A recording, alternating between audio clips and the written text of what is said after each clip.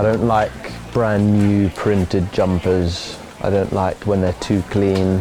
I hate fucking clean shoes as well. Jumpers like this, a real bootleg, real trash, washed up in a £1 pile on the floor in a boot fair. Looks like a little cat rather than the Slazenger logo. And it just makes me think, who in the world would make this? And who's gonna buy it? Which dickhead's gonna buy it? That's me. You know me, I'm your friend, your main boy, thick and thin, I'm your pusher man. My name is Alexander Ardisson, and I work in this studio in Brighton Lanes. Work full time at Gatwick. I'm building a clothing brand, and I'm sewing, I'm making jumpers, I'm collaging, I'm painting, I'm embroidering on charity shop jumpers. Last year I decided I wanted my jumps to wash up across the world, so what I did, got hold of 5 Apple AirTags and placed them inside 5 Franco Bollo jumpers. Placing them in the hems of the jumpers ensured that the AirTags would remain embedded for the foreseeable future. So once I'd put these in 5 separate charity donation containers, they took unpredictable journeys of their own via trucks, cargo ships, trains and aeroplanes. One embarked on a road trip through Europe and settled in Germany. Another moved up to the Midlands before making its way to the UAE. The next ended up reaching Nairobi in Kenya. Another has been making long journeys through the roads of rural Ghana, and the final one has landed in Lomé, the capital of Togo.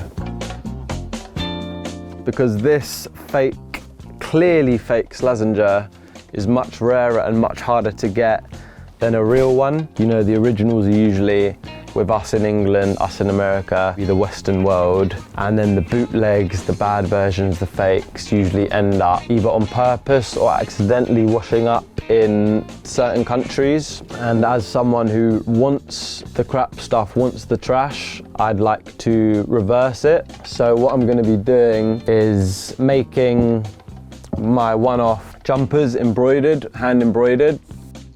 Fruit of the Loom design, because to me Fruit of the Loom kind of really resembles the bootleg, and you're starting up a clothing brand, blanks, yeah, just really washed up around the world. Basically every flea market, every secondhand market you'll go to, you'll find some Fruit of the Loom. And so I did a bootleg of that, actually Fruit of the Bollo, add a little bit of my brand name into it, and I am going to send that away with an AirTag. Fuck knows where that will end up, but I'll bootleg 4 of them. So you're gonna have a bootleg, but the original, which is the handmade one, is gonna be gone, don't know where yet, and we'll have 4 remakes. If you buy one of these bootlegs, you get connected to the AirTag so you can see where your original is. There's only 5 spaces on the AirTag, I need one of them. There'll be 4 more. So instead of us having the original and other countries getting the fakes of the bootlegs, I'm reversing it around, and this one of a kind, can't get it anywhere else, will be washing up somewhere around the world, and we have to deal with the bootlegs and the fakes. You get some value knowing where your original is going, but getting a fucking bootleg of a bootleg is, yeah, what I'd like. So this is an AirTag. The battery will last roughly 2 years, potentially longer. Let's hope it lasts longer. So if an iPhone is in the vicinity, it will connect to it and update me on the map. So it can basically go worldwide as long as there's an iPhone about.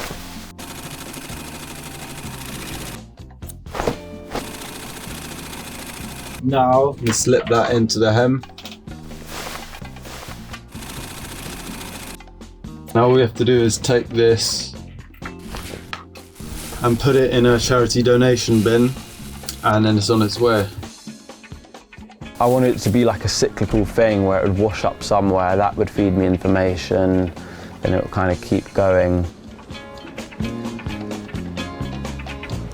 Walid Beshti, I saw on Instagram, he mailed glass boxes in FedEx boxes and then mailed them to an exhibition space. So the journey led to the cracks and the breaking of the glass. And I liked how he basically didn't do anything, and he might kind of be taking the piss, but I did love it. And Paolo Woods, he documented what he called Pepe, which was clothes in Haiti, which after a natural disaster had washed up there. There was one I'm not Justin Bieber. I'm not a gynecologist, but I'll take a look. I love pizza. Kind of really trashy t-shirts, which for me, that kind of complete washed up trash is like the ideal piece of clothing I could get.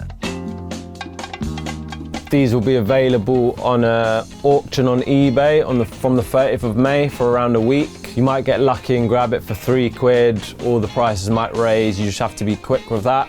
You do need an iPhone, because to be connected to the AirTag you need an iCloud account, so that's the one condition.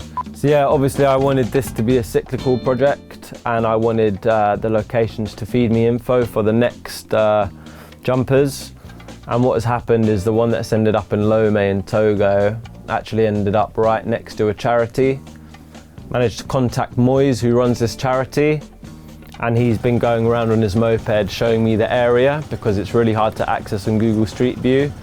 So after really good communication, building a rapport with him, we've decided to collab, and he's going to the local markets and purchasing jumpers that can't really be sold, and we're working to actually get them from the capital of Togo to Lagos to London to Brighton, and then it's just a job of me customizing them, and it's a big project, but that's what's coming next. This jumper here will go on another unpredictable and special journey, and we'll see what happens with this one. To keep up with the stupid and genius things I get up to with Franco Bollo, follow on Instagram at FrancoBollo UK.